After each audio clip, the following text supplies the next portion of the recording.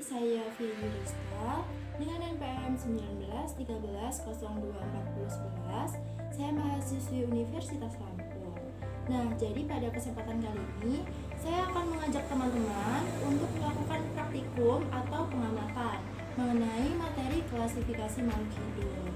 Nah, tapi pada kesempatan kali ini kita hanya akan fokus untuk membahas klasifikasi makhluk hidup 2 kingdom dan klasifikasi makhluk hidup 3 kingdom. Oke, sebelum kita mulai ke pengamatannya, di sini saya akan mengenalkan kepada teman-teman apa saja bahan yang telah kita sediakan. Jadi pertama, di sini kita telah menyediakan tanaman seledri. Kemudian kita juga telah menyediakan tanaman kaktus. Kemudian ada tanaman bonsai. Nah, kita juga sudah menyediakan ada kura-kura. Kemudian ada juga ikan. Dan kita juga sudah menyediakan beberapa jenis jamur.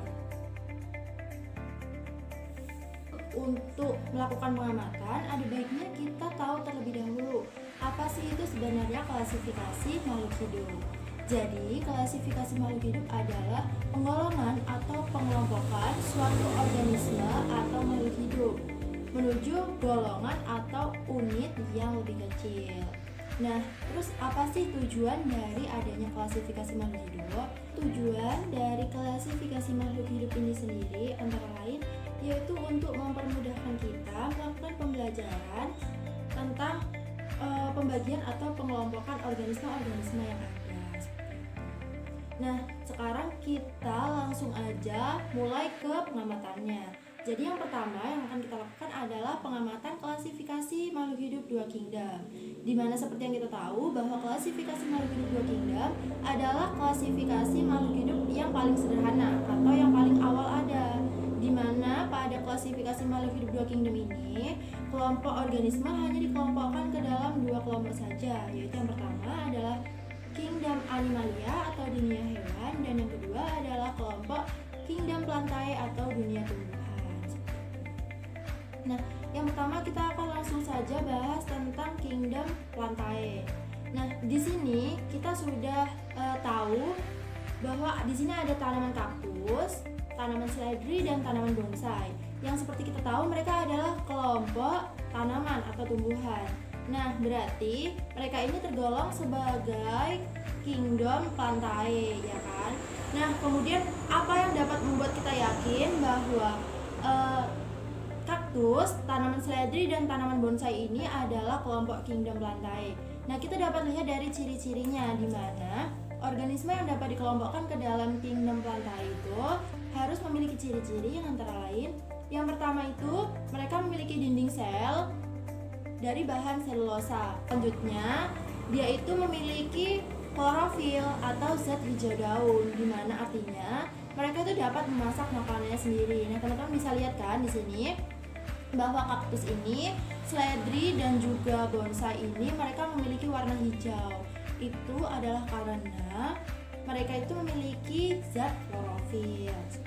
Jadi, sekarang kita tahu bahwa tanaman yang memiliki zat klorofil itu tergolong ke dalam kelompok kingdom plantae atau dunia tumbuhan. Nah, ciri-ciri yang mudah diingatnya adalah jika mereka berwarna hijau seperti ini, artinya mereka memiliki klorofil. Pengamatan yang selanjutnya yaitu kingdom animalia, di mana di sini kita juga sudah menyediakan ada kura-kura dan ada juga ikan. Jadi seperti yang kita tahu bahwa kura-kura dan ikan itu tergolong dalam kelompok hewan, ya kan? Dimana berarti mereka itu tergolong dalam kelompok kingdom animalia. Nah, supaya kita yakin dan jelas apakah mereka ini benar tergolong dalam kingdom animalia, itu dapat kita lihat dari ciri-cirinya. Dimana untuk dapat masuk ke dalam golongan kingdom animalia itu, suatu organisme harus memiliki ciri-ciri yang antara lain, yang pertama itu mereka tidak memiliki dinding sel. Kemudian yang kedua, mereka tidak memiliki zat klorofil atau zat hijau daun. yang artinya mereka itu tidak dapat memasak makanan sendiri, sehingga hewan-hewan itu harus mencari makanannya guna melanjutkan hidupnya. Nah, kemudian mereka juga biasanya secara umum melakukan reproduksi secara seksual. Namun ini tidak berlaku pada semua hewan, karena ada beberapa hewan juga, ada beberapa kelompok hewan yang melakukan reproduksinya secara aseksual. Kemudian mereka juga pada saat dewasa umumnya itu bersifat diploid atau 2N, teman-teman. Jadi gitu. Nah, sekarang kita udah semakin paham kan ya bahwa kura-kura, ikan, dan hewan-hewan lainnya itu tergolong dalam kelompok kingdom Animalia. Begitu. Selanjutnya kita bahas ke klasifikasi makhluk hidup 3 kingdom, di mana sebenarnya klasifikasi makhluk hidup 3 kingdom ini masih sama seperti klasifikasi makhluk hidup 2 kingdom, hanya saja terjadi pembagian lagi gitu. 3 kingdom itu kingdomnya masih sama, yaitu ada kingdom Animalia atau kelompok dunia hewan, kemudian ada kingdom Plantae atau kelompok dunia tumbuhan, dan ada tambahan yaitu kingdom Fungi atau kelompok dunia jamur.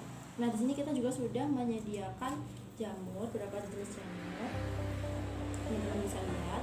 Nah, kenapa sih si jamur ini tergolong dalam kelompok kingdom Fungi? Jadi pada awalnya, pada klasifikasi makhluk hidup 2 kingdom, jamur ini masuk ke dalam golongan atau kelompok kingdom Plantae atau dunia tumbuhan. Namun setelah dikaji ulang, ternyata jamur ini tidak memenuhi syarat atau tidak memiliki ciri-ciri seperti yang seharusnya menjadi ciri-ciri pada kelompok dunia tumbuhan atau kingdom Plantae. Jadi, si jamur ini ternyata tidak memiliki dinding sel dari bahan selulosa seperti tanaman pada umumnya, melainkan jamur ini memiliki dinding sel dari bahan kitin. Kemudian, si jamur ini juga tidak memiliki klorofil atau zat hijau daun, dimana kita bisa lihat kan bahwa kebanyakan jamur itu tidak berwarna hijau, yaitu karena mereka tidak memiliki klorofil. Nah, yang saya pegang ini jamurnya berwarna putih. Kemudian yang ini adalah jamur kayu, ini berwarna coklat. Nah, jadi teman-teman, si jamur ini juga mereka tuh tidak dapat memasak makanan sendiri.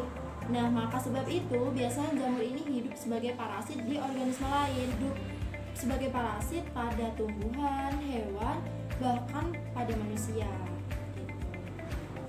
Nah, oke teman-teman, jadi itulah tadi pengamatan kita pada sistem klasifikasi makhluk hidup 2 kingdom dan 3 kingdom.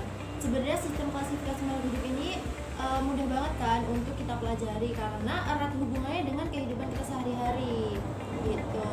Dan juga sistem klasifikasi makhluk hidup 2 kingdom dan 3 kingdom itu adalah sistem klasifikasi yang paling mudah dipelajari, di mana sistem klasifikasi ini masih sangat sederhana tingkatannya, belum seperti sistem klasifikasi makhluk hidup yang kompleks seperti 5 dan 6 kingdom gitu. Oke teman-teman, itulah tadi pengamatan kita tentang klasifikasi makhluk hidup, yang lebih tepatnya tentang klasifikasi makhluk hidup 2 kingdom dan 3 kingdom. Nah, semoga video ini bermanfaat untuk teman-teman semua, dan terima kasih untuk teman-teman yang sudah menonton. Sampai jumpa.